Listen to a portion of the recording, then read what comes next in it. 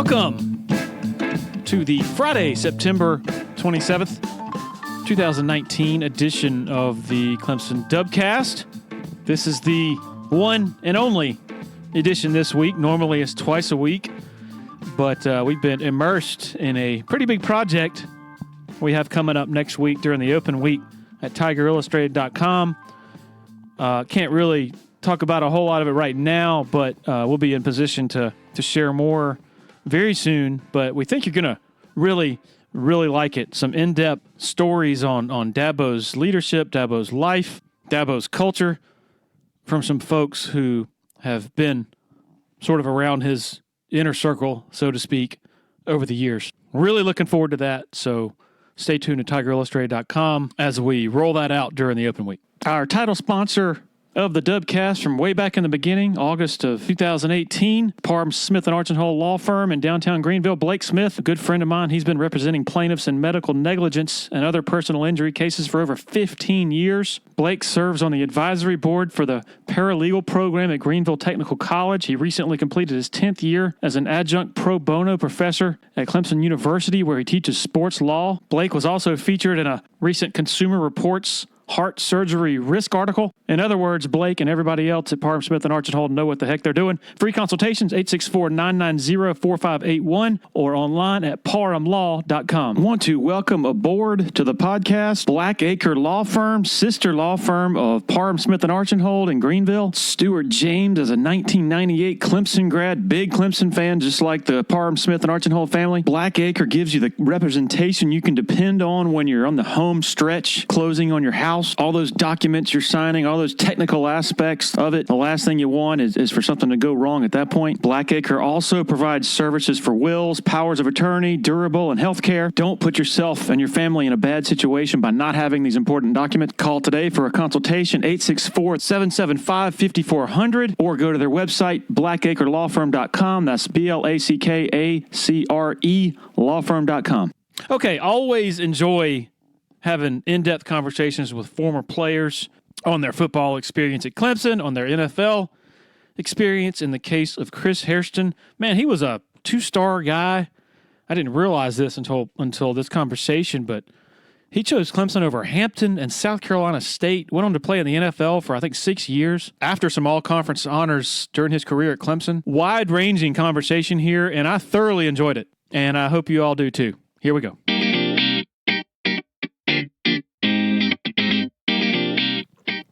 All right, joined by Chris Hairston, former Clemson Tiger, former NFL offensive lineman. Chris, we've communicated on Twitter a little bit in recent months and talked about this, so glad we could finally make it happen.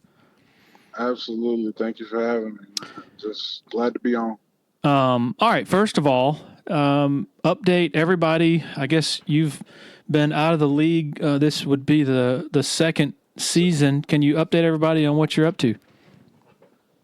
Yeah, right now, just kind of living a retired life, working on a cup company with a friend of mine called Shaker Sleeves right now. Hopefully we'll be in GNC stores pretty soon here, and just kind of enjoying life and figuring out the next step. You said a what kind of company? It's a cup company. Company. Yeah, we design and make shaker cups, and we also, our special product is a liner. It's a disposable, what do you call it, sleeve. It's called a shaker sleeve. It keeps all the crud and junk off of your shaker cups. A lot of people leave them in their car, don't get to rinse them out the moment they finish using them. So me and a friend of mine developed a product that could take care of that. Okay. And are you back home in Winston? I'm in North Carolina. I'm in Charlotte. Charlotte. So I'm just a little bit south. Okay. That's where I ended up. I guess moving to. Yeah, I guess that's a good transition into. I don't know that nearly enough is written or explored on the transition that football, not just football, but mainly football players have to make when the football is over. The game's over, yeah. And and I've said this before, but a lot of careers, whether it's like a lawyer or a writer or even construction, you don't have to face that reckoning until you're like in your 50s or 60s or something. And then football players who have been defined by being better than everybody else at one thing their whole lives almost have to deal with it in their early 20s and at best late 20s, early 30s.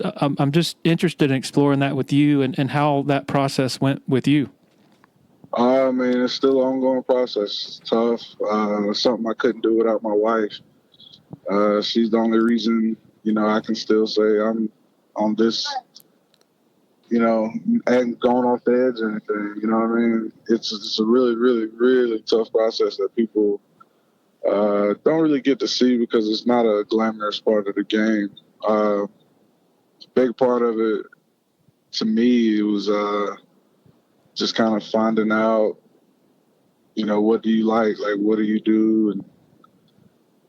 And, what's fun? Because for all your life, football's been fun. And now you get a lot more time to figure out what else is. And so back in September of 17 was when you had to, I guess you had to give up that season. I don't know if you instantly knew you were done with football, but I guess I knew, yeah. Okay. I kind of knew.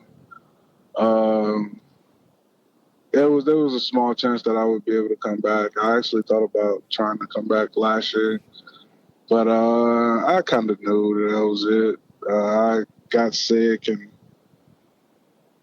I kind of knew in the moment, this was probably it. But, it ran its course, and I enjoyed every minute of it. So, it's not really it wasn't really a bad thing. It's just part of life that happened. You got to figure it out.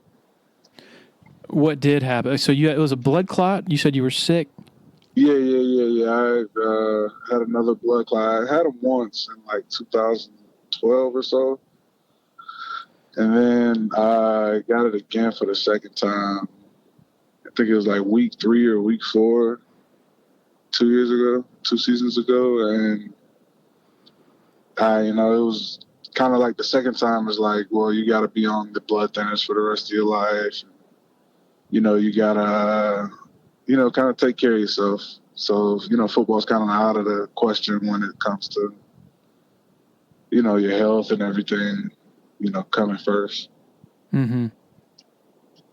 But, it's a journey. I don't know why, but I kind of expected it.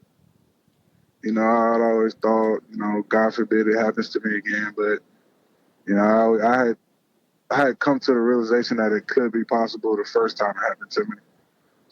So, I think that helped, ease the blow a little bit. Can you enlighten us, listeners, on what that was like, on what it looked like and felt like both in 2012 and then in 2017, 5 years later? Oh, I don't know, man. It was crazy. It's just, you lose your breath and you just kind of gasping for air. It's a blood. I had what's it called? A pulmonary embolism. Ooh. Both times, and it wasn't ever like a huge blood clot, but it was, big enough to where it stopped the airflow coming into a section of your lungs, and you can really tell. It's a little harder to breathe, a little harder to kind of calm down. It's really, really, really anxiety producing. So, it really takes a toll on you when it happens. But, thank God I was able to catch it both times and have, some of the best care in the world around at the moment. So, it was rough, but it, wasn't really painful. It wasn't really, a real bad injury or something that lingered for a long time. After it was handled, it was kind of handled. And, you go back to life. All right, so where were you on each of those days where that struck? Were you at practice or? The second time I was at practice, and then the first time it was at home. It was like late at night. But the first time I mean, the second time I was running, ended up coughing up a little bit of blood. I kind of knew like right then. I was like, yo, it was like something wrong. This may be another blood clot. Went right inside to the training room. They took care of me. I mean, I was in the hospital by, an hour at the most after it happened. And so the first time it obviously felt something totally new you had never gone through. Oh yeah, man. That was a stressful situation. It was during camp. It was during the end of camp. I think we were just finishing up the preseason in 2000. It may be 2013. I can't really remember. But it kind of catches you all of a sudden. It's almost like you go from being completely fine to, feeling like you just ran, a few miles. And, you can't seem to catch your breath. It's a really, really, really scary moment. Looking back on it, I mean, it blows your mind how calm, I guess, you can stay in the moment, but, it's a scary, scary thing to be, hit with. A lot, it happens. It's a kind of common thing. I'm not really sure how rare it is, but, the Patriots Center has dealt with it.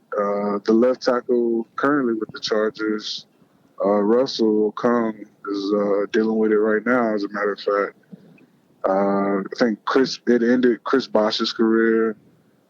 I mean, it's been a few guys. I've done a few Googles, during my time, suffering. But, I learned a little about it, and, it doesn't really worry me day to day. It's something that's gotten under control. And, it just kind of is what it is. But you walk away from both feeling lucky to be alive, I guess. Yeah, man, it's a blessing. Like, it puts a lot of things in perspective. And I think I'm kind of glad for that. I mean, you got to take the blessings and take the lessons in every aspect of life, anything that happens. So, I mean, it just kind of helped me be more appreciative of the life that God's given me. When you said earlier your wife has been instrumental in sort of keeping you on the rails post-football, is it like I don't want to pry too much, but, I mean, is it kind of a depression type of thing, dealing with, a new identity, a new purpose, a new, like, who am I? Oh, definitely. I mean, it's something that you got to really be on top of, honestly. It's something that you can't be shy to confront, because, I mean, I've had my times. I still do, honestly, but it's something, it's a part of the journey. In that, I've enjoyed, learning a lot more about myself, learning a lot more about my kids, learning a lot more about my family. Being that football's been something that has kept me from being able to be around as much as I have, these past few years. Tell us about your kids. Oh, man. We just had their birthdays, 9 and 6.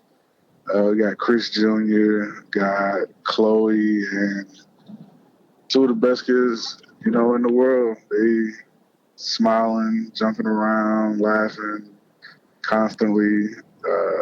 I mean, they keep me on my toes. I can't ask for a better family, man. It's just a blessing to have them.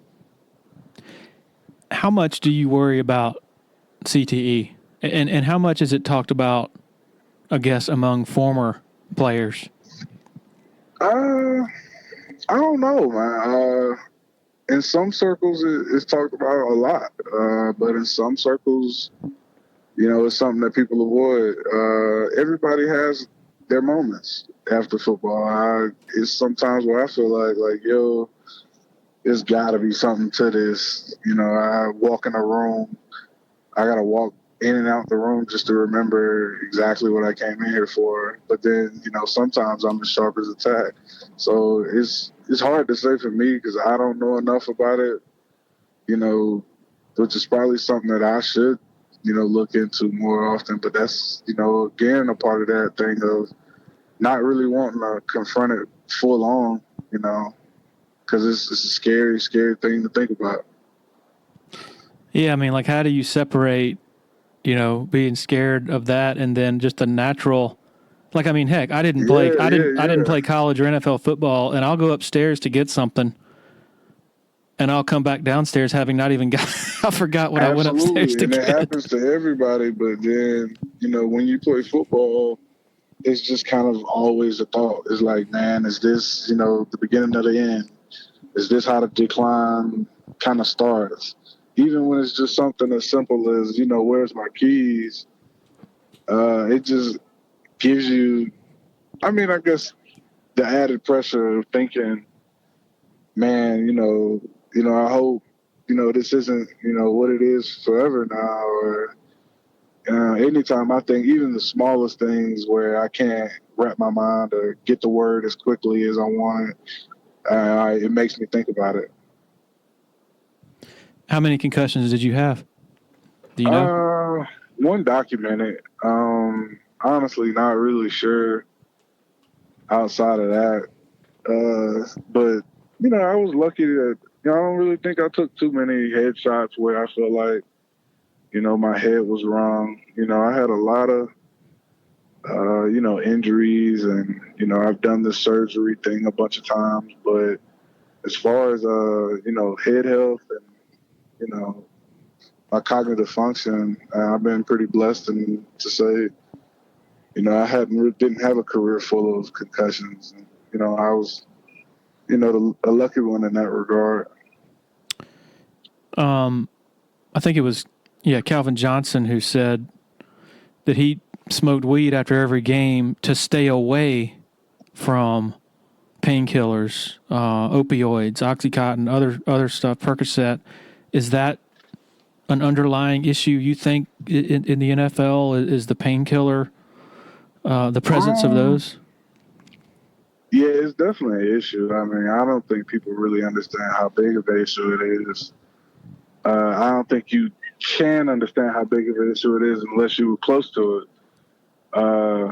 Much like, the opioid addictions and, going around the country, and, it affects a ton of people. Football's a rough sport. It hurts, all the time. So everybody's looking for a way to, give their body some relief, and give their mind some relief from the pain, from just having to deal with the pain. And, people get hooked on it. I mean, I was early in the league. I was, one of those guys. I'd take whatever to get on the field, and it's just what it was. But toward the end of my career, I kind of made a promise to myself to, not take it anymore. So like the last 3 years of my career, I wouldn't take anything. But I mean, a ton of pain came with that, and it kind of sucked. But it was just something I figured I could do for myself and for my family to, I guess, keep me around a little longer. What is the pain like on Monday and Tuesday? It's the worst thing in the world.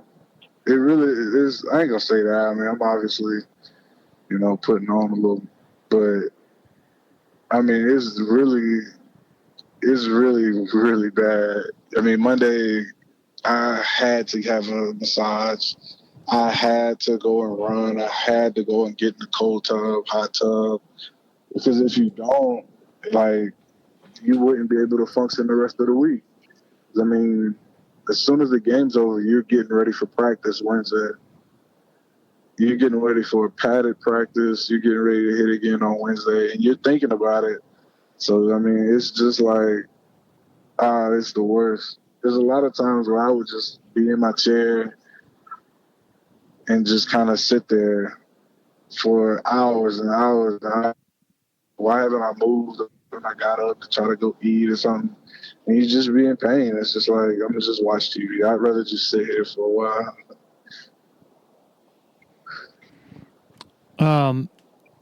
When we on the topic of sort of the adjustment to a post-football life and identity, I'm sure you know about at Clemson with the Paul Journey and Jeff Davis and all this huge sort of apparatus that's there. for that function entirely, and doesn't have anything to do with on the field stuff. It's sort of nurturing and challenging and preparing these kids for that transition. Yeah.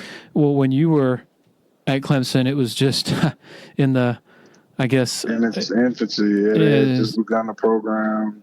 It's just Jeff Davis pretty much back then for most of that time. Yeah. I always watch it, man. I actually watch him, watch that process. A lot of those, they come up with like a lot of video content on the Paul process or the Paul journey. And a lot of the guys that are involved in it on Twitter, and they talk about it all the time. And I love to watch the process. I mean, it's a great, great program. And, they got the guys in there that come up with things like that to, enrich the kids and, help guys like me and, all the guys before me and all the guys that's going to come after me. And, they really leave a mark. And, I mean, they do it right down at Clemson. You know that. And, I love they've reached out to me, since I've been out. But, I haven't taken advantage of it, and I definitely kind of want to soon here in the future. How would you take advantage of it? I'm not sure. I just want to come down and be a part of the, Clemson program again.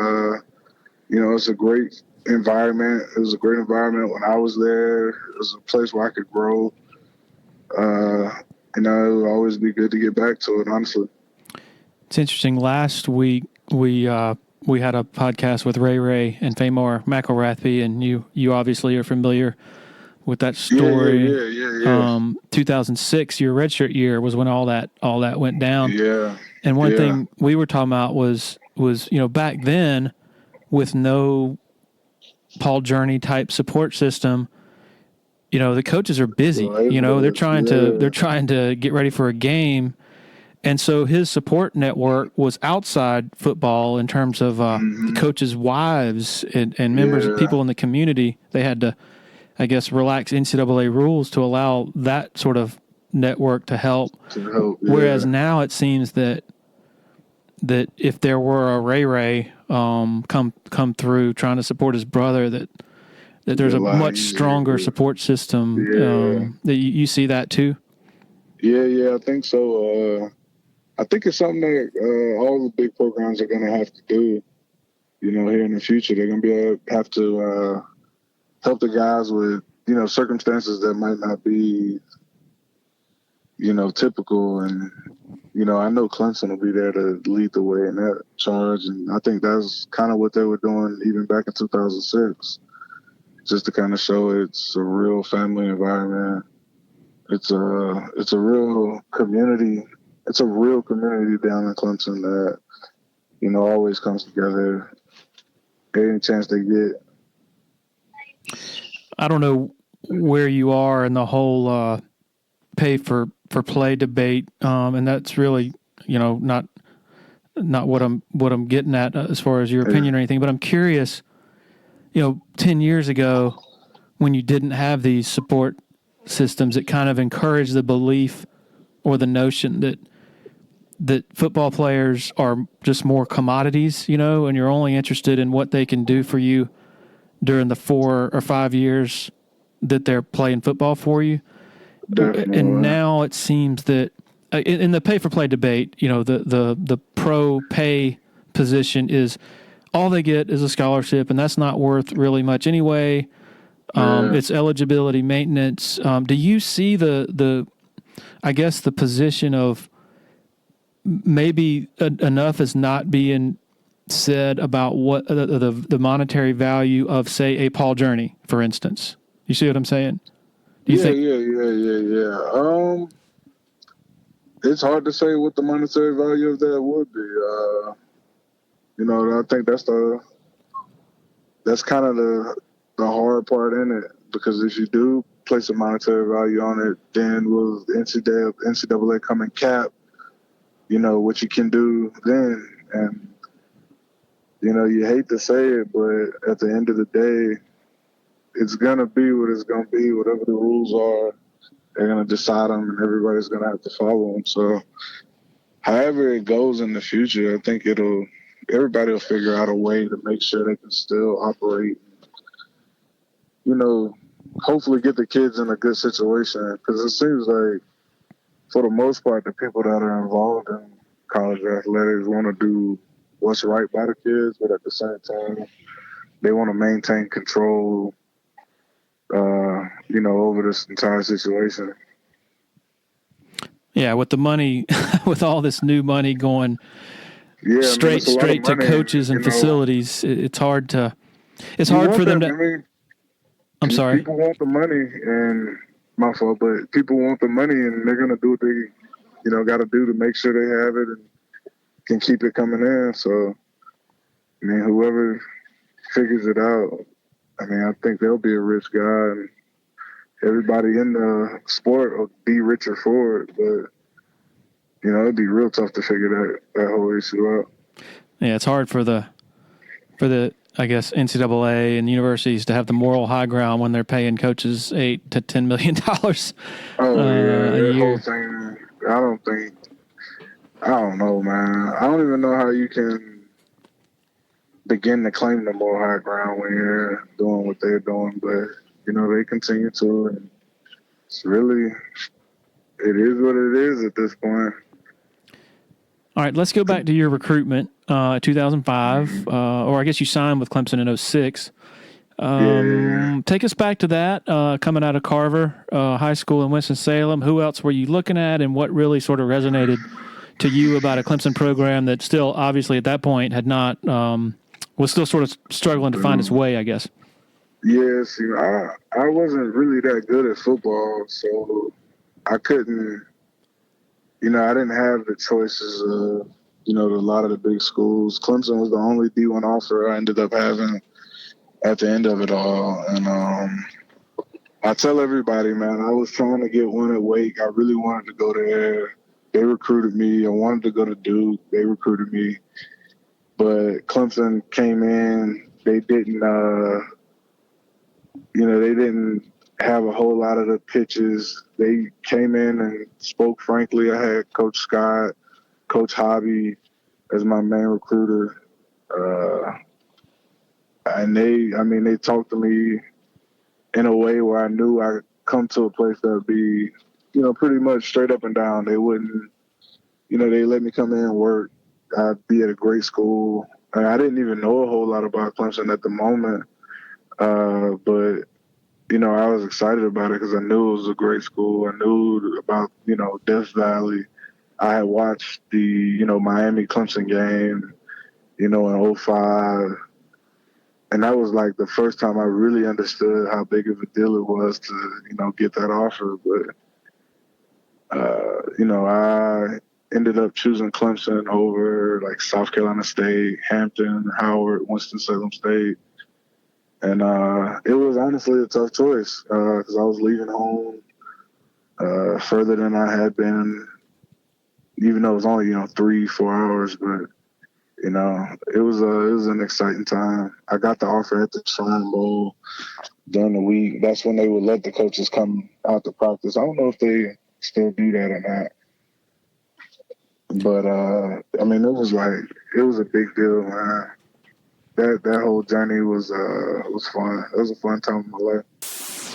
A great friend of the Clemson Dubcast and winner of the Clemson Area Chamber of Commerce Business of the Year Award, Founders Federal Credit Union. If you've been to a sporting event in Clemson, you've probably heard about Founders already. They are the official credit union partner of the Clemson Tigers, and all Clemson faculty, staff, and students are eligible for membership, as well as IPTAY members. Matt Gross is a proud Clemson alum and the vice president for the Clemson market for Founders Federal Credit Union. Membership at Founders has many benefits: great rates on loans and savings products, advice on investments and insurance products, and even a Clemson debit card available for any Founders member with a checking account. Founders Federal Credit Union is federally insured by the NCUA. If you're in Clemson, stop by and see Matt and his staff, 680 Old Greenville Highway, Suite 300, right next to the Walmart Neighborhood Market. Quick word about Uptown Realty LLC, headed up by Patrick Enzer. former sports writer who decided to get into the real estate game. Uptown Realty, locally owned and operated out of Sumter, but they serve the Eastern Midlands and PD area with the buying and selling of homes, commercial properties, and land. They also offer affordable new housing in the mid 130,000s from a local custom builder. Patrick is the sole owner and broker in charge. Grew up in Anderson, going to Clemson games, been in Sumter for 15 years, loyal Tiger Illustrated subscriber, loyal Dubcast listener. Website is uptownrealtysc.com.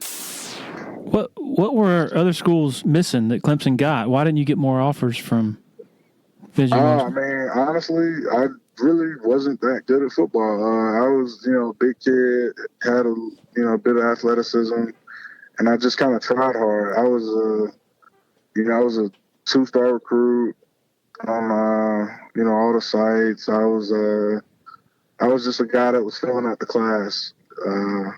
This was before Clemson, had the pick of the litter. This was this was during the building of that, you remember those times. Oh, that yeah. was when the year we got CJ Spiller. Mm-hmm. It was when we, were just introduced into the upper echelon of the, just 5-star guys and everything.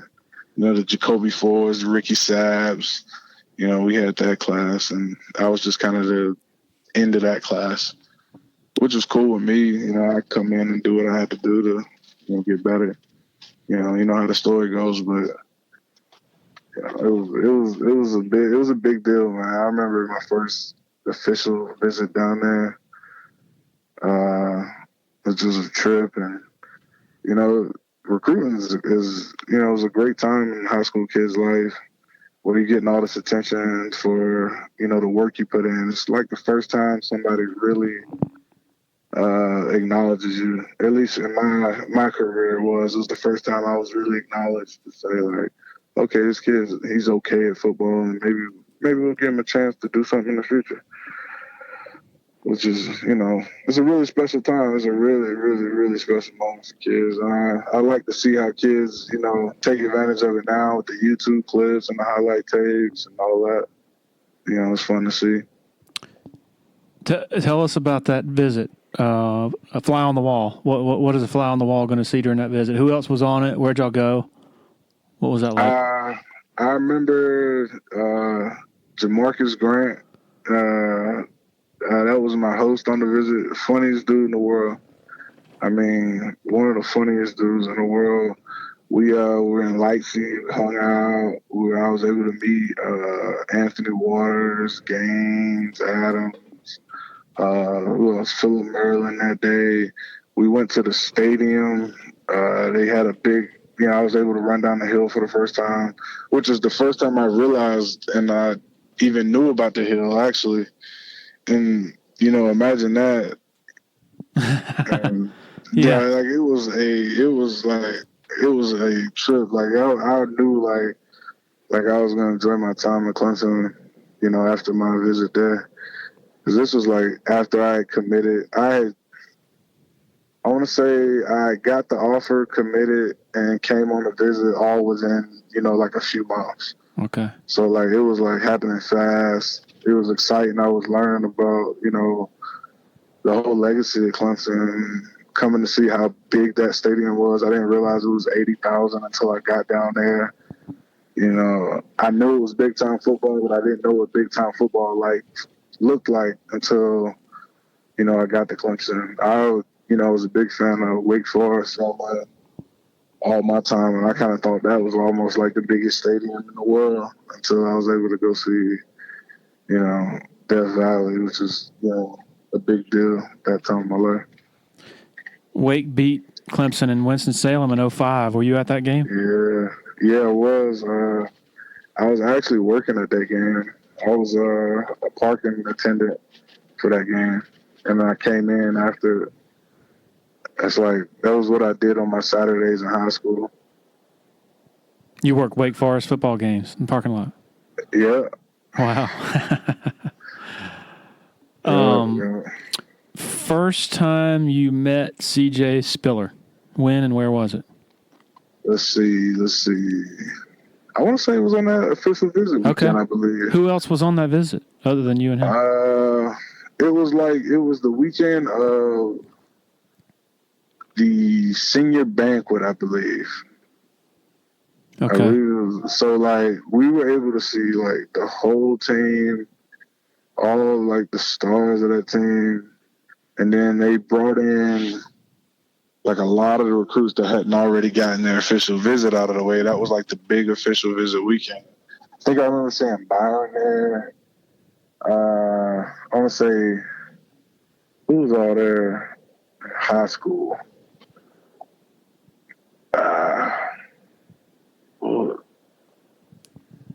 Trying to Who's think. all there? I can't remember who. I want to say, I think CJ was there. I think Jacoby was there that weekend. I met them. I can't remember who all recruit-wise was there, but, I mean, there was a lot of guys that weekend. I think that was like the big recruitment weekend back in the day. I'm not sure what it is now. First time you met Dabo Swinney. When was it? Where was it? And what was your takeaway? Oh, man. Coach Swinney. I can't remember, but I can't remember my first interaction with him that I can remember specifically was around the time of it was like right before he was about to get that job. Cause I didn't really talk a whole lot. I didn't really make a whole lot of noise. I wasn't a trouble guy, so I wasn't a guy that all the coaches kind of talked to a whole lot. So I think I had messed up in special teams or something, or I wasn't paying attention, and he came up to me and told me, what was it exactly?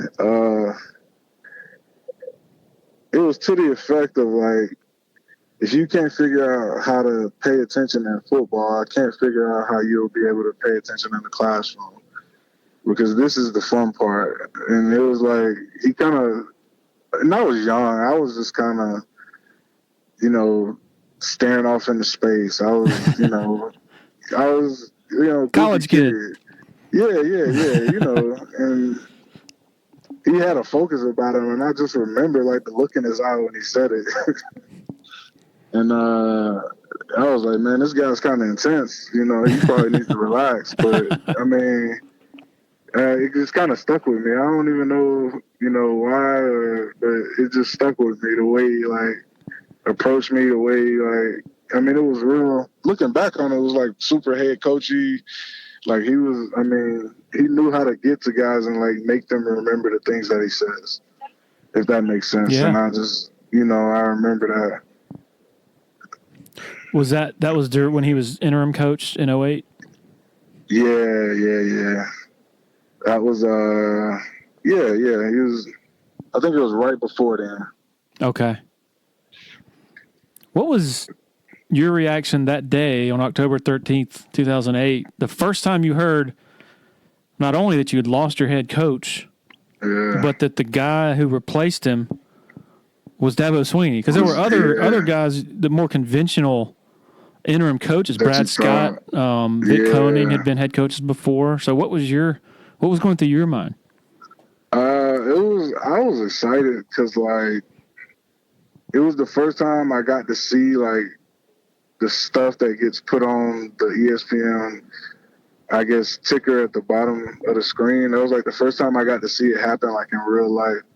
So I realized like, dang, this is real. Like people will lose their jobs, in this, and people like, that's when I learned like this really is a business. Results matter. I kind of thought when I came in, like, Coach Biden's going to be my coach forever. I mean, there's no way they'll ever get rid of him. And, lo and behold, they had a plan, and, they came in and, I mean, they made the transition. It was actually like one of the cool things to be a part of in that conference room. It was like seeing Coach Bowden step down, the way he was able to come and stand in front of us, basically tell us, I hate this is how it happened, but I'm excited for you guys' future. He's like, you guys will, be in great hands. And then they introduced Coach Swinney and, the excitement in the building. some of the guys, guess what, really trying to figure out like who you think they'll have make the interim, and people kind of had rumblings about it. People were thinking when the meeting was called, like, oh, is this it? Like, it was an exciting time. At the same time, it opened my eyes to a whole lot of the realities of the college game. That team starting out was ranked number 9. Had star power. You had the top. I don't know if this has ever happened, but Clemson had the top 3 players in the ACC Player of the Year voting, and I forgot the order, but it was Cullen Harper, James Davis, C.J. Spiller in some sort of order. But it was like landslide. What was wrong with that team? I don't know, man. It was that was a weird team to be on that year, because it always felt like it was supposed to work. Because the guys were good. The work ethic was there. The companion, like, it was a close team. Guys really rallied around Cullen. He was a great leader. He was fun to play with, and that defense was really good. It was like, what are we doing wrong? It was like trying to figure out, how to draw a straight line again. Like I've been able to play football, and I feel like I'm doing good, but we're just not being able to, finish or win games or even execute plays like we should. That was a frustrating year, and that was because I knew we would just. I feel like that was the year we were supposed to take like a huge step, but it didn't happen, and things happened the way they did to, put Clemson in the place it is now. So you can't really be upset at it. So you just kind of take it and be able to tell everybody the story that one time we had, one of the best teams on paper, and we just couldn't figure it out.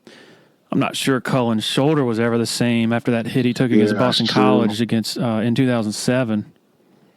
That's true. I forgot about that, but I don't know.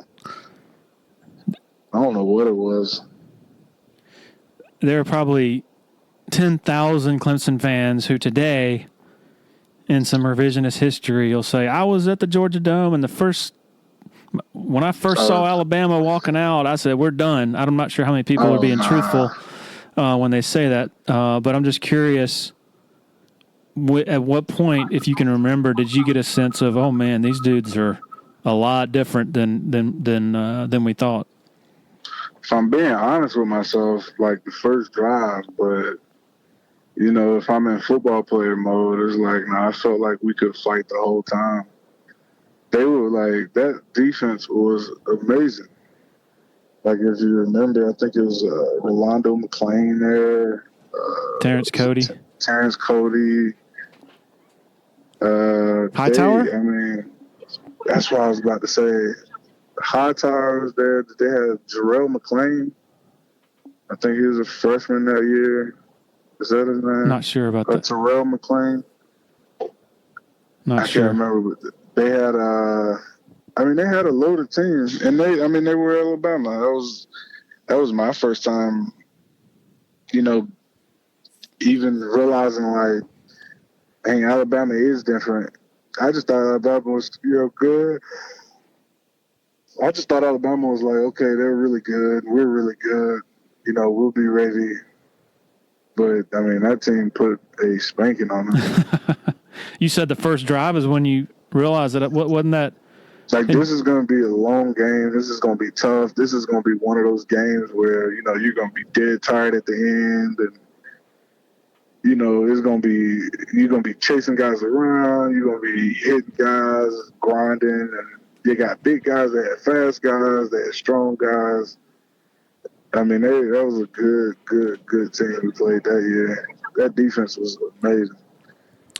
I was talking to Thomas Austin a few days ago, and he said, this is just his perspective. He said the first year that Dabo was the coach, that he would bring in to every team meeting, he would bring in those two wooden signs that said believe, and then the can't, what is it, the apostrophe, I forgot what the other one says, but basically believe and an optimistic sort of message. Yeah, put the that was something I knew he had to he had to do that. I mean, people had gotten to a place where they believe that's when Clemson meant like something totally different. Right. And it was like in the program, and people like had it in the back of their minds, like, are we going to lose this? Are we going to blow it? Are we going to drop a game that we know we should win? You know, had to change the mindset around that. Yeah, that was Thomas's recollection, was that for a time early on, even he would look at those signs and say, okay, it sounds great and all, but this team coming in, whoever, we're not going to beat them because they're better than us, and belief is not going to change anything. They're better than we are. So did you feel that too? It was still sort of part of the culture of, like, I guess you just mentioned it, something was going to happen to, is that the way you felt as well? Yeah, like it was, I don't know, man. It was just the air over the situation, especially in the way where you had like talent, and then you had CJ Spiller going crazy, but at the same time, you can't finish off, opponents that are really weren't as good as us. They figured out how to believe.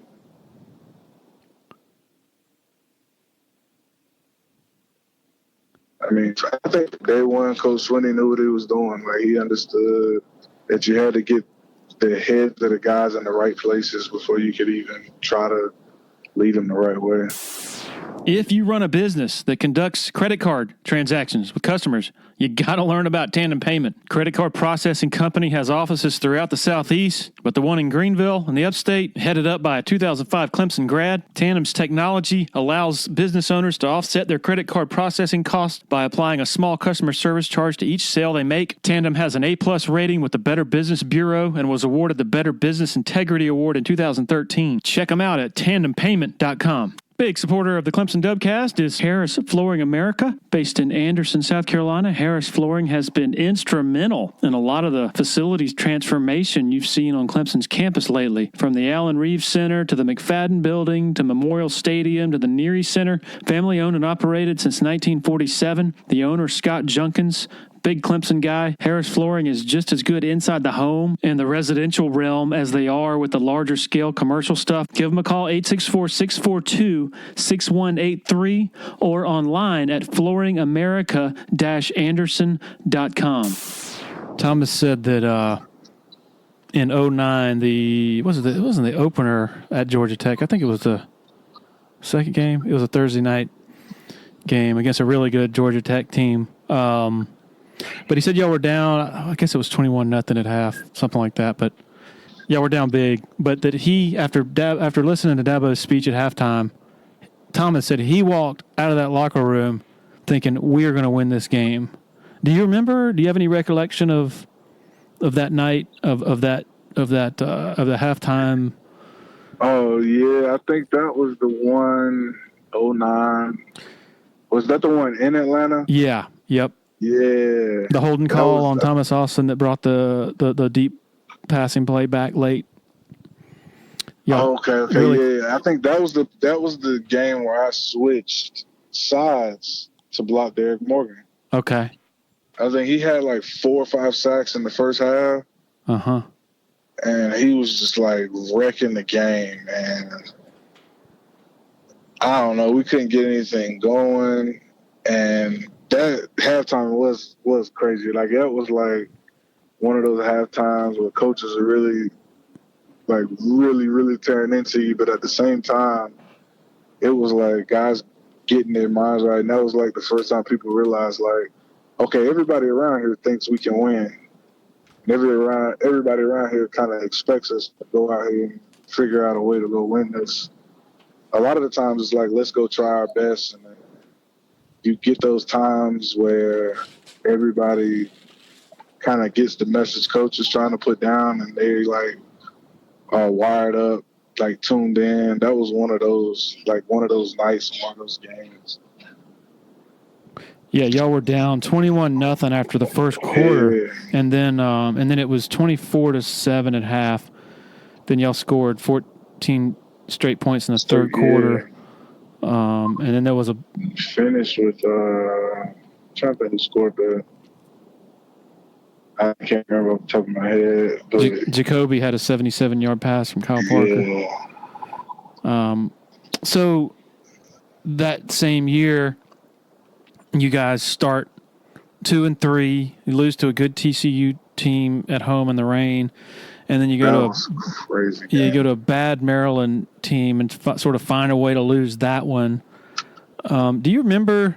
So the thing that stands out to me is right around that same point. I think there was an open date.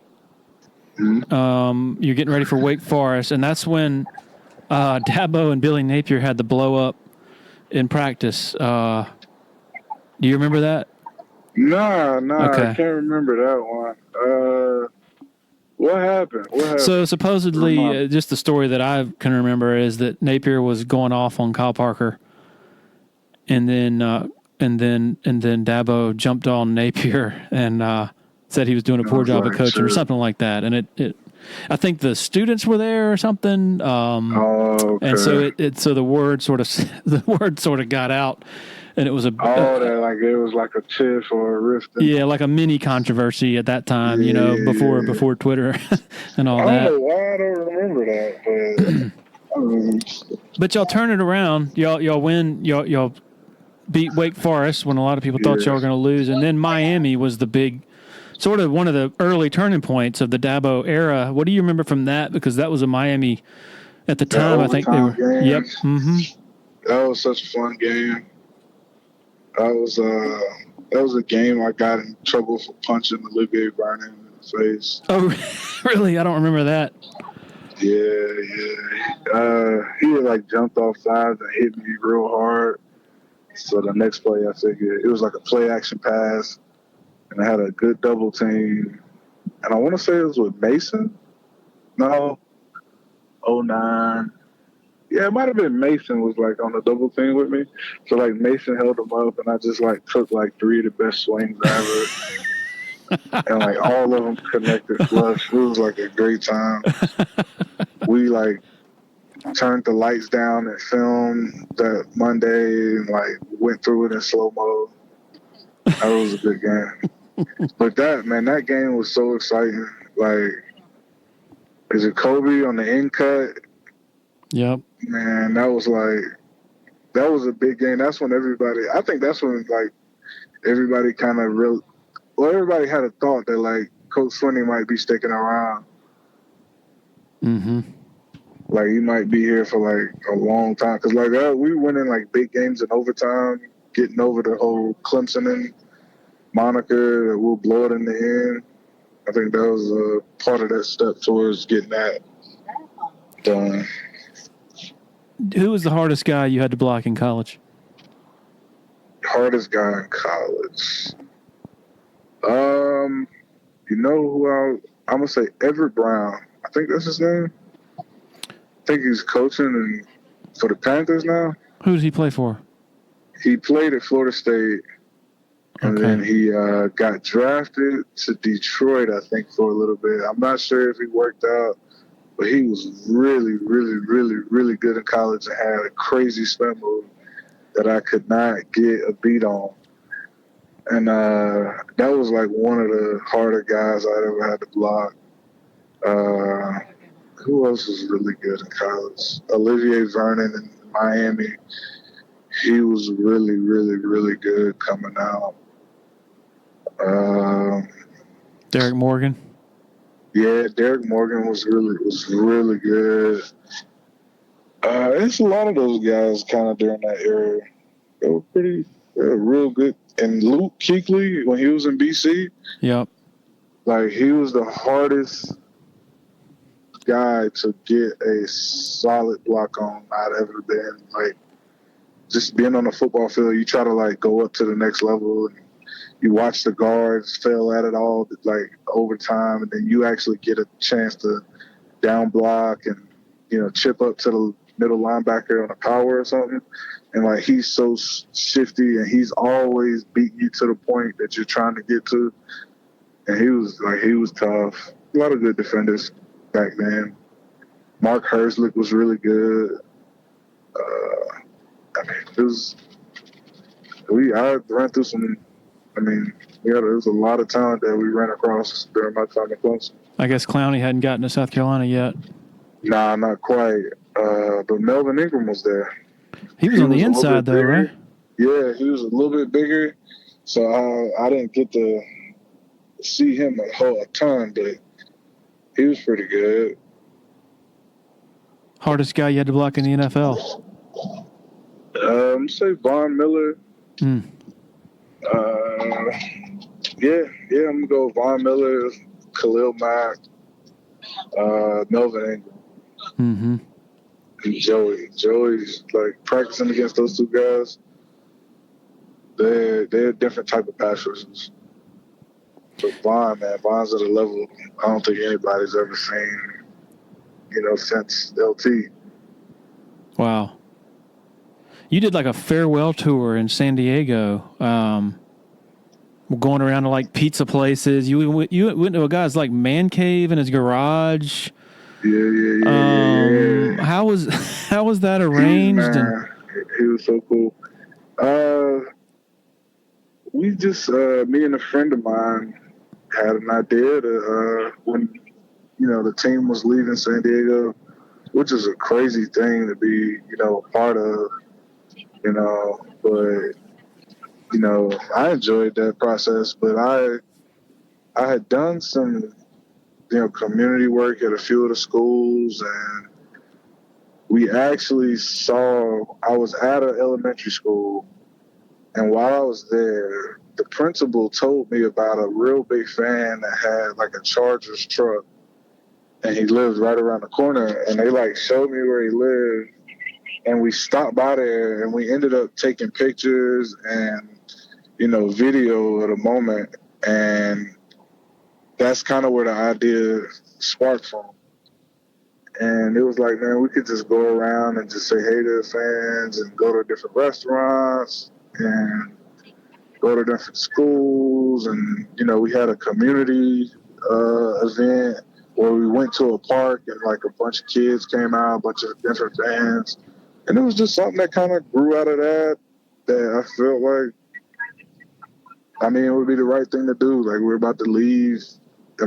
Why not go out and just make yourself accessible so people can, try to tell you how much they appreciate the time you were there and try to be able to show people how much you appreciate them for having you. You got to live in Buffalo and San Diego. Yeah. What was Buffalo like? Buffalo, man, how everybody says it, super cold.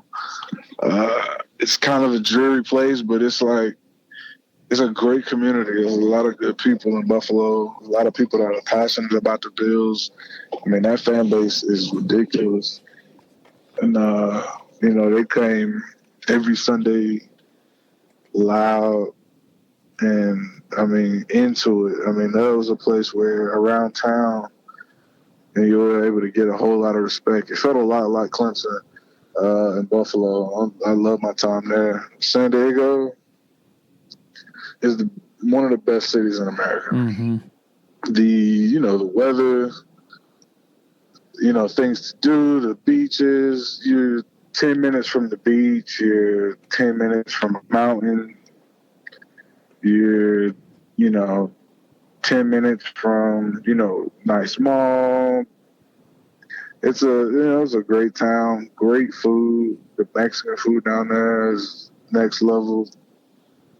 And, San Diego is pretty good. It's pretty cool. Like, when I get older, I kind of want to, maybe move back there, spend some time out there.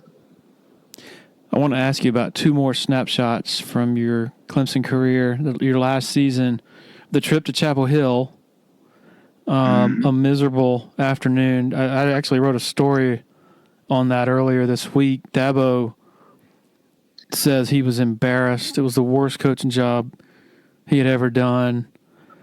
Why? What happened? Like, why was that such a miserable afternoon? I don't know, but I felt like it kind of started with my 15-yard penalty I had that game. Oh, he was chewing you. I remember that. It was a sloppy game, man. Couldn't get in sync. We couldn't get a first down barely for a while, but that was a game. Coach chewed me out. You know, everybody was frustrated. The frustration set in like really early in that game for some reason. Because I can't remember exactly how it went. But I remember getting taken out of the game for like a frustration penalty or something. And then, I don't know, we just couldn't get on track. You know, it was one of those games. I can't remember exactly how it went. But it felt like we punted like on every possession in the first half. It was like one of those. Mm-hmm.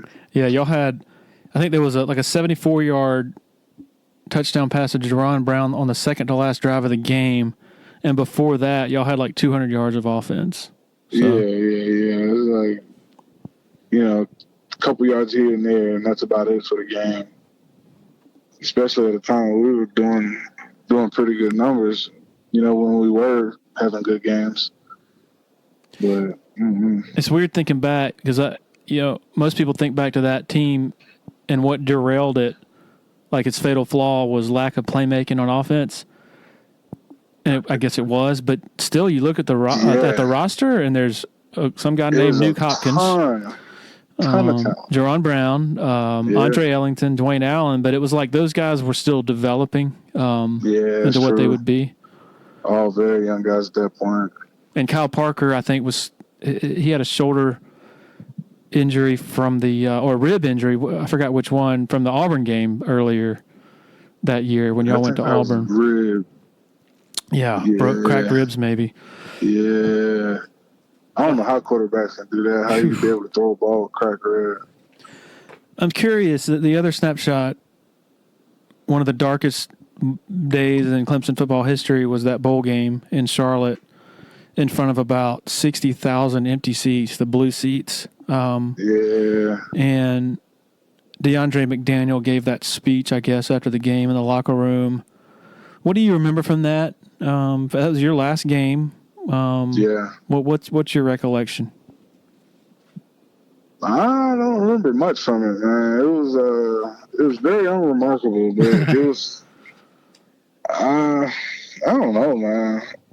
USF was, a pretty decent team that year. I don't know what we went in was. I think it was like something happened that year at the bowl site. We got in a big fight with the team. Really? Like before the game. A fight with South Florida? Yeah. Okay. And it was just a lot going on where that was just like a sloppy bowl game and performance and low point. And, the time of Clemson football. It was a big deal for me. My world was spinning at that point.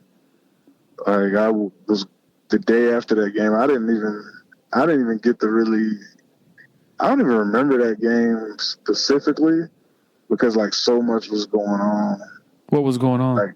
Getting ready for the NFL. The next day, I was going out to start working out and getting ready for the combine.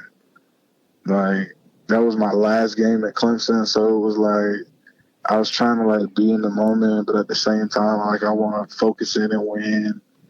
It's a bowl game, so it's hard to. I don't know. It was a different time, man. It was. I was glad I was able to do it in Charlotte. I remember my entire family being there, being able to see the game. But as far as the actual on-field performance, it was just. That was a rough one. Do you remember DeAndre's speech after the game? Oh, nah. No. Nah. Over the year we've been doing the Dubcast, we've developed a great relationship with the folks over at the Abernathy Boutique Hotel. In addition to being a great meeting spot for our interviews we conduct with local personalities, it's also a fantastic place to stay. The Abernathy is rolling out a loyalty savings program for 2019. After your third stay, you'll automatically be rewarded with an exclusive offer that can be applied to future reservations for the remainder of the year. 15% off rooms, 15% off food and beverage at Taps Bar and Cafe. Learn more at theabernathy.com. I'm just curious, did you walk away from your college career thinking that they were on the verge of turning it all around, as they did the next year, when Sammy Watkins gets... You did? Yeah, definitely. It was kind of rough then, but, you knew Coach Swinney knew what he was trying to get done because he was, real specific about everything. We had senior meetings every week where he planned out, the entire week. He'd tell, the seniors, the point of emphasis he was trying to get across so every person would be able to help kind of drill that into the team. And when you start picking up habits like that, where everybody's a part of the team, you start seeing the kind of coaches he's bringing in, the D coordinators, the best guys from around the country. You start seeing the type of recruiting he's getting done. You kind of knew, all it's going to take is, the ball to bounce our way a few times for it to really, turn around. He was a great head coach, and you kind of knew it just from the way he carried himself and from the way he, changed the culture. He was successful in changing the culture. And even though the different performances or the different attitudes at the moment, day to day, weren't the best during that 08-09 time, but it was it changed for the better. You knew it would keep getting better. They brought in Chad Morris. Sammy Watkins was a game changer too. They start 8-0. They're in the top 5. Did you kind of wish you had been able to stick around for another year to enjoy that? Yeah, man, but I don't know. My time there was kind of special because the guys that were there, that was kind of building that. Everybody knew, we might not be great right now, but we knew we were building something big. Even then, that was what people would say, you gotta, we're building a culture of, just something different here. It's we're not going to be like the old Clemson. It's not going to be, that was, I always said all the time, this ain't the old Clemson. This ain't, the Clemson they've been talking about. It was true. It ended up being true, and it was fun to watch. It was fun to see. When I left, it was fun to just kind of see. You came back for the A&M game a few weeks ago? Yeah. And you hadn't been back in a while, right? Yeah, that was the first game I was able to get to since, I think, Florida State 2 years ago. Okay. I think it was 2. Yeah, I think Florida State 2 years ago. But I'll be back down there. I think I'll be down there for homecoming. And I'll probably catch the night game, too, this year. Which game? I'm not sure yet. Oh, okay. Probably Florida State, but I know I want to go to homecoming. Well, hit me up when you get back. When you get get here. Florida State a week for us. Maybe we'll get lunch or get a beer or something. Yeah, man, I'm down for that. I'll definitely be in touch with you when I get in town. Sounds great. Anything we haven't talked about you want to talk about? Have we covered everything? Yeah, man. It was good to be able to talk about Clemson again. I don't get a chance to as often as I like. A lot of times I'm just talking, regular football or just NFL or, even with college sports, people don't even think to say, well, y'all see how Clemson's doing. It's always just good stuff and not about the whole history and everything. So it's been good to talk about that. Well, you are an enjoyable follow on Twitter. C Hairston, or at C Hairston. At C Hairston 75. Yeah. And I enjoy conversing with you. And anytime you want to come back and be on the podcast again, we'd love to have you, man. Thank you, man. I'm going to take you up on that. Definitely will. Best of luck on your new business venture, and we look forward to hearing more about that. And be safe and enjoy your post football career with your family that you clearly love and enjoy being around. Yeah, man, definitely. I appreciate it, and I'll definitely be reading your stuff on Rivals. I might have to go check out that article you got on Carolina. Yeah, trip down memory lane. Yeah. I hadn't even thought about that game in a long time, but, man, that was with them coming up. Is that almost like a trap game, you think? No. Yeah, I don't think so either. But, like, my friend was trying to, like, convince me of that like, Howell was, like, the next best thing. And, man, you guys y'all need to be worried about it. And I was like, nah, I just saw how they were against A&M. I think we'll be fine. Here's the thing. I mean, Howell, he does look good, and those receivers look good. The running backs look good, but the problem is in front of them. They don't have anybody to block. Their two best linemen are out. So that's rough. They have freshmen and sophomores. Freshmen and sophomores across the board on the offensive line. No juniors, no seniors available. So, yeah. Oh, yeah, it's hard to operate like that, especially against the D-line we got coming. Yeah, should be fun, though. Man. Well, Chris, thank you again for sharing so much of your time, and I know a lot of the Clemson folks will be really, really happy to hear this and be updated on what you're up to. Oh, yeah, man. I'll be listening to the podcast from now on, man. And I hope, it keeps going up, going crazy, man. Yeah, sounds great, man. Glad you're on the list. Thank you. Have a great weekend, Chris. You too. Take care. All right, thanks to Chris Hairston for joining us. Man, I really love those stories that you don't often hear, the sort of inside the locker room type things about the NFL on concussions and CTE concerns and painkillers and all that stuff. Not trying to be all doom and gloom or anything like that, but clearly this is stuff that is on these players and former players' minds. So always enlightening to get a window into what's going through their minds. Thanks to our 7 sponsors of the Dubcast, including title sponsor Parb Smith & Archenhold Law Firm in downtown Greenville. Most of all, thanks to all of you for making this a part of your listening routine. Plan to get back to the normal routine next week with 2 podcasts. So stay tuned, and everybody have a wonderful weekend.